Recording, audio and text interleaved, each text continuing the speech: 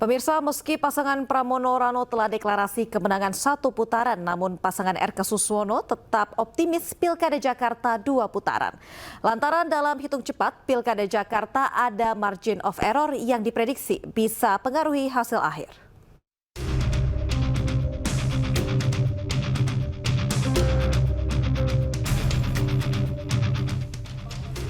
Tiga paslon yang berkompetisi di Pilkada Jakarta telah gunakan hak pilihnya kemarin.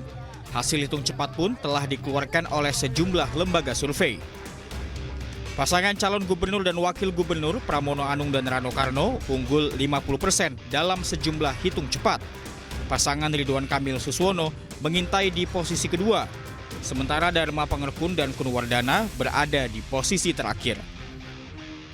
Meski di sejumlah hasil hitung cepat pasangan RK Suswono tertinggal dari paslon Pramono Rano, namun calon gubernur nomor urut 1 Ridwan Kamil masih optimis bisa menangkan Pilkada Jakarta.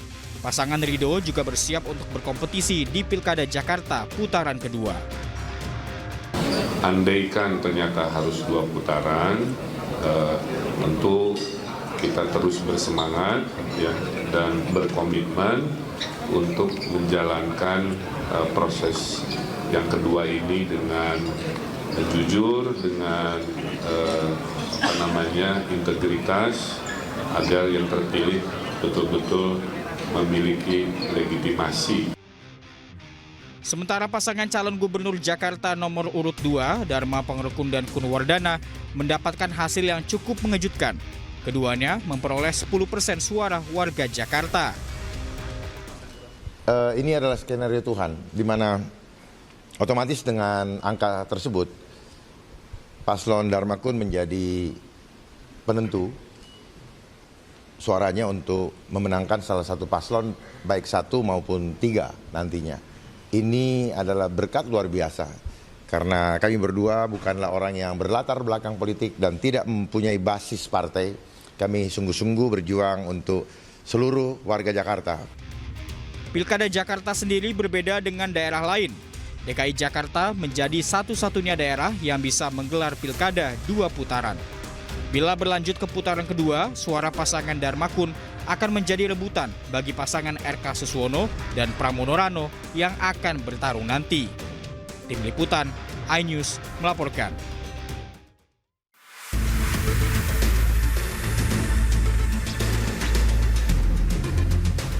Pilkada DKI Jakarta berbeda dengan provinsi lain.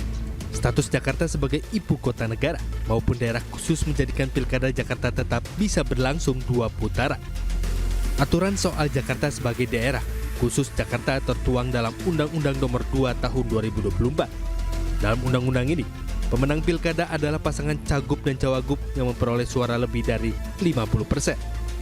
Sementara dalam PKU nomor 6 tahun 2016 pasal 36 ayat 2 diatur bahwa pemilihan putaran kedua bisa terjadi bila tidak ada satupun paslon yang mendapatkan suara lebih dari 50%. Putaran kedua diikuti oleh paslon dengan suara terbanyak, pertama dan kedua pada putaran sebelumnya.